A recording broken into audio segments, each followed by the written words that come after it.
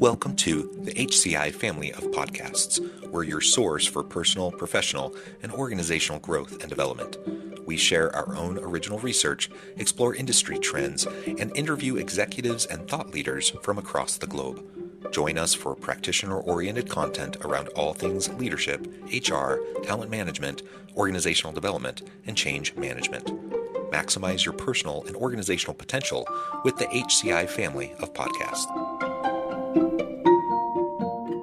Dr. Ishan Shivanand, welcome to the conversation today. Thank you so very much. Pleasure to be here. It is a real pleasure to be with you. You're joining us from the Bay Area. I'm south of Salt Lake City in Utah. And today we're going to be talking about mental health, burnout, and really what we can do about fatigue, stress, and worry generally in life, but also within the workplace. As we get started, I wanted to share Dr. Shivanand's bio with everybody. Dr. Ishan Shivanand is bringing forth what is unknown about yoga. An acclaimed mental health researcher and professor, Dr. Shivanand is the founder of Yoga of Immortals, an evidence-based mental resilience meditation program for holistic well-being. The program has been clinically proven to reverse anxiety 75%, depression 72%, and insomnia 82%.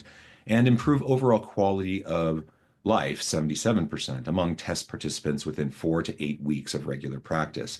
His YOI program has received commendations from U.S. Congress, the White House, National Drug Control Policy, and more. Dr. Ishan has expertise in working with people in high-stress environments and has been requested to teach his modalities at prestigious institutions, including MD Anderson Cancer Center, the Mayo Clinic, LinkedIn, Google Research, and many more. It's a real pleasure to be with you, Ishan. Anything else you would like to highlight by way of your background and personal context before we dive in further? In addition to everything that you said, another wonderful thing that puts me apart is I was raised in a monastery in India where I spent 20 years of my life. And the fantastic thing is a lot of people learn yoga and they see so many good benefits from it. They learn meditation and they see so many benefits from it. I actually got to live yoga. I lived meditation. So I have a unique grasp of this subject matter. So in addition to all the non-pharmaceutical work and all the research work that I'm doing, I think this heritage that I bring to the table also adds a lot to the conversation that we are going to have. Yes. Yeah, well, that's a really, really interesting background, and I appreciate you sharing that context with us. I think that's super helpful. Okay, so why don't we dive on in, and if you can share with us just a little bit about your perspective on job burnout, workplace. We often talk about workplace stress, worry, fatigue. We talk about self-care. We talk about these things, I think, often. How do you perceive and define workplace burnout perhaps differently than the average, person when we're having these conversations? So today, as we are having this conversation, whole America is having anxiety and stress. Yeah. So if we look at what's happening in the markets right now, we look at this fear that everyone is feeling, savings are being wiped out. There is this scenario in which people don't know what's going to happen next. So if I call this anxiety and I say to somebody that why you are feeling anxiety, then the thing is that their anxiety is not unwarranted. Right. Yeah. There is chaos that's happening outside, and of course there is going to be a physiological or psychological response to all that chaos. When I'm going to open my cell phone and I'm going to see all these notifications, then of course my body is going to go into overdrive mode and going to going to think that how is it going to affect me and my family. So the question is not that stress is wrong or anxiety is wrong. The question comes, how do I deal with the stress and anxiety? What is my relationship with that stress? Because if the stress comes and that starts to short circuit my thinking, that starts to cripple my judgment, and I start to take fear-based actions that are going to be detrimental to my growth, future, and well-being of my family, then that's harmful. And at the same time, if I can learn to deal with my stress and anxiety, because see, the stress causing incidences, they are going to be there. They are going to be outside. So now I have to think, how can I protect my mind so that I can keep on functioning? So that when things get worse out there. How can I keep on functioning? So that is where it's very important to learn a few tools. It's like swimming. The water can get rougher and rougher, but if I know the techniques, if I know how to keep myself afloat, then no matter how rough the water is, I will not drown and I have a very good chance to reaching to the other shore. Yeah, yeah, I like that. So let's talk about some of those tools.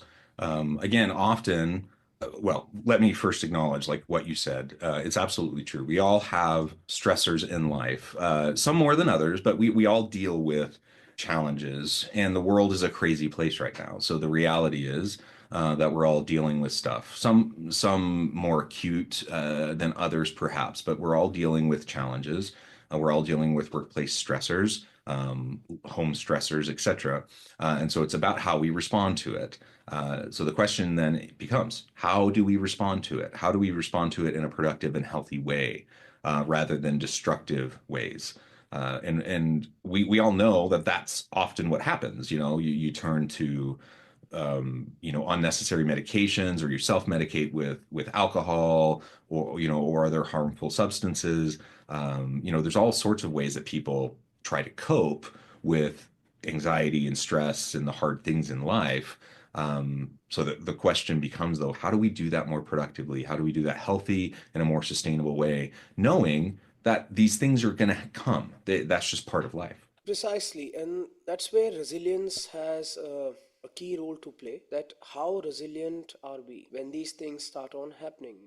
Resilience can be our ability to withstand the chaos that is around us and being able to continue towards our goal. So, one of the things that we have seen in our research that can help increase a person's resilience is meditation. Meditation is not something new, it's very ancient, and the meditations that I do my research upon are the IKS systems, the Indian knowledge systems, and the Eastern modalities, where we study all these ancient cultures on how they approach meditation and meditation as a tool of well-being. In Yoga of Immortals, the methodology that I created, that I researched upon, I found out that if we focus on meditation, that helps us create awareness. And there are four forms of awareness that can really help us. Number one, body awareness, breath awareness. Number three, thought awareness, and emotional awareness. So we do various protocols that can bring us these four forms of awareness, and over time what starts to happen is that our awareness towards our thoughts, it shifts from reactionary awareness, that Mhm. now if I get a sudden thought that's positive, I react with excitement. If I see a thought that's negative, I become extremely depressed. So rather than reactionary, I respond in a much better way to my thoughts. And this is extremely important, a non judgmental awareness to life where we can respond. And we have the capability to do so. We are human beings, we are intelligent, we are brilliant. But the problem that happens is that when we get triggered, we don't respond in a manner in which we feel we should have responded. And then after that incident is gone, we feel guilty. We Mhm. reminiscence that, oh my goodness, only if I would have done something in a different manner. And that creates more anxiety and more fear for the future, that, oh my goodness, if that incident comes again, what if I fumble again? And imagine if all that was eliminated from our life, how peaceful, how joyful we would be. So, what I prescribe is always we should have a meditation practice, a contemplation practice every single day for 10-15 minutes, where we focus on these four forms of awareness and we bring them in our life, no matter if today we are feeling stress or not. Think of it like training yourself, like an emergency drill we used to have in school, like the Mhm. fire drills. So we are having that drill not because there's a fire, but just in case one day if there'll be fire, we'll be so much better prepared. Today I see people look at stress management tools, or things like meditation or yoga, and they think of it only at the times when they are severely stressed. It's like trying to learn how to fly a plane when the plane is crashing. So now the plane is crashing. It'll be tough, and at that time when they try to learn how to meditate, they can't meditate, and they're saying, oh my goodness, meditation doesn't work for me. It will work for you. It's just you chose a very interesting time to learn it. So people ask me, when should I have that practice? I say today, right now is a very good time. And if you're feeling that you are in that state of chaos, then let's begin today. We have to begin somewhere, and hopefully over time the compounding effect will be felt, and we will get much better at it and much more resilient to deal with the situations when they come. Yes. Yeah. Are there, do you think there are certain types of jobs or people, perhaps personality types, or I don't know, are there certain types of people who are most vulnerable to job burnout? What are some of those signs and symptoms that maybe we should be attuned to the most? Because like you said, I think a lot of people are just pretty reactionary. So they're, while in the ideal world, we're all just proactively doing this on a regular basis. You know, we're just making contemplative and meditative practices part of our daily routines, part of who we are. But like for anyone who's listening or watching, and they're just thinking I'm fine, I'm okay. But maybe they're in a high risk type of occupation. Maybe they have a high risk personality type. Maybe they have symptoms that are already manifesting and they're just not really aware of it or paying attention to it. What are some of those things that we should be paying attention to? See, this is a very interesting question that you have asked. And jobs like ER physician, healthcare workers, they are high stress jobs. And we have statistical data to prove that a very, very high percentage of people who will go into these sectors, they will experience burnout. Engineers today, and all of this is what you said, high risk work environment. But the trouble is, long time ago when there were coal miners, then the harmful impacts of mining coal were physiological impacts, they were tangible. Yeah. So it was very easy to make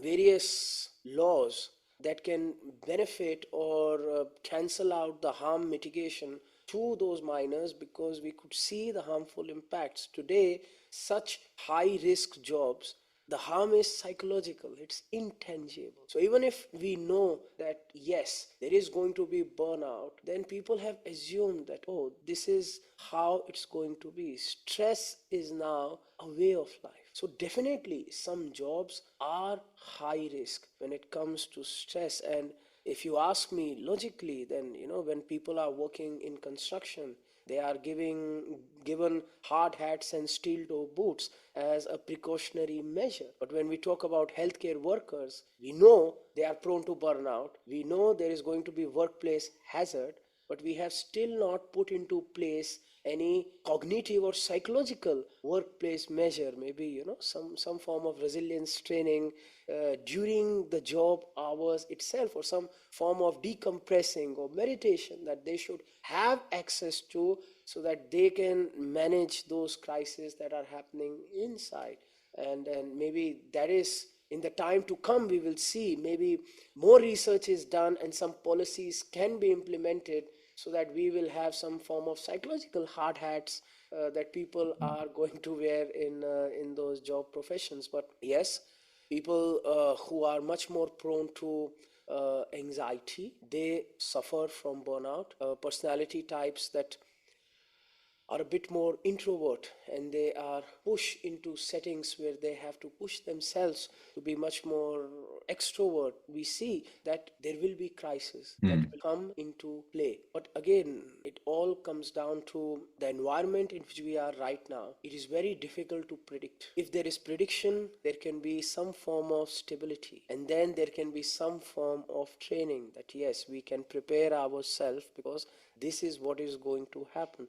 But we ourselves right now are going through such a great experiment in the workplace because of the advent of AI, because of all the economic policy changes, that now I feel a lot of people are going to experience high levels of stress, and hence it's extremely important for them to put in some checks and balances, some measures to take care of their mental health in the time to come. If policy can't give us the hard hats, if workplace is not yet evolved to understand what precautions can be taken for burnout, then we have to give ourselves that benefit, because we deserve to be happy. And then it's our life, it's our body, it's our mind. Somebody has to care. Yeah, I think a lot of times we just kind of assume it's just part of the deal. Like we go to work and, in past generations, maybe part of the job was you sacrifice your body and you wear yourself down. And nowadays, it's a different type of work. We think, yeah, you just sacrifice your mental health and you wear yourself down. But it doesn't need to be that way. Like we can take protections for both our physical health, our mental health, our emotional, spiritual well-being, like all those things. Like they should be part of what it means, for holistic wellness for individuals.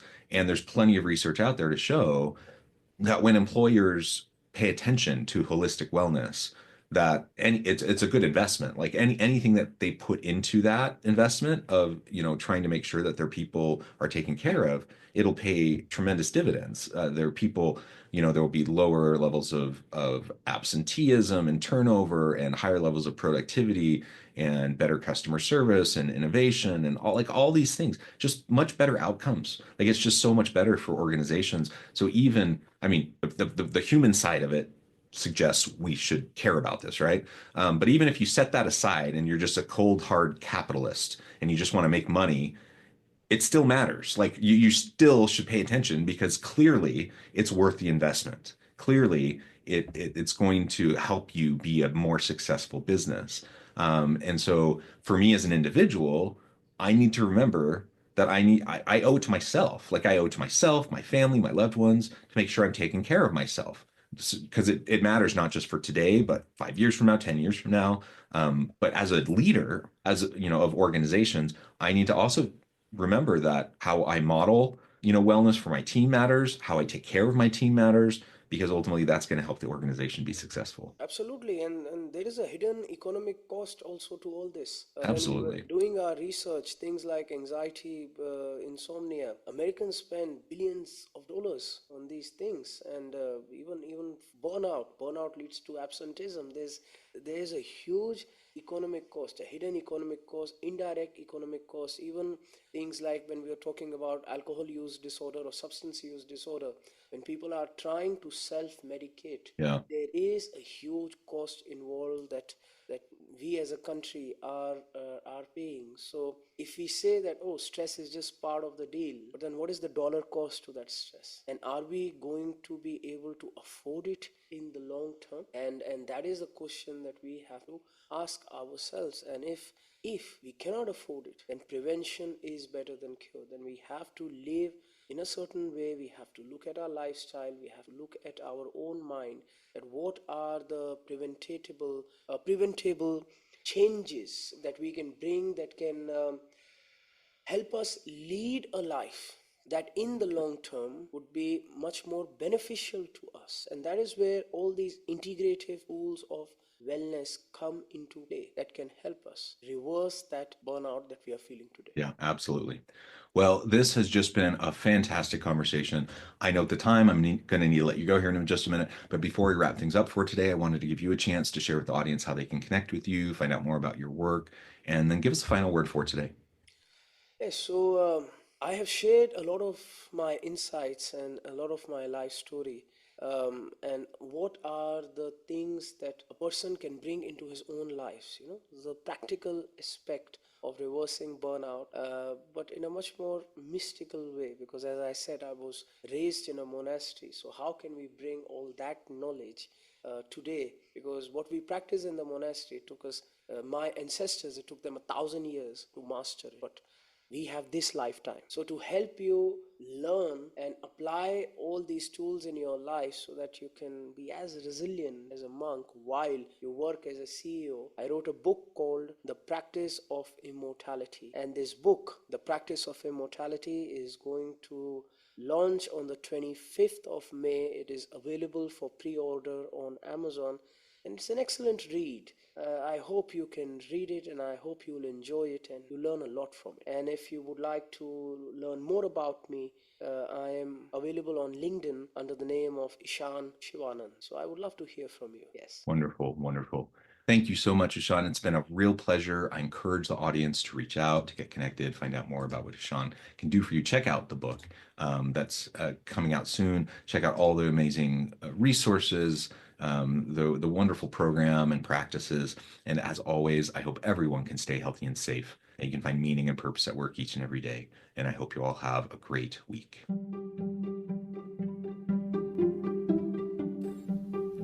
Thanks for joining us for this episode of the podcast. We hope you stay healthy and safe, and please join us again soon.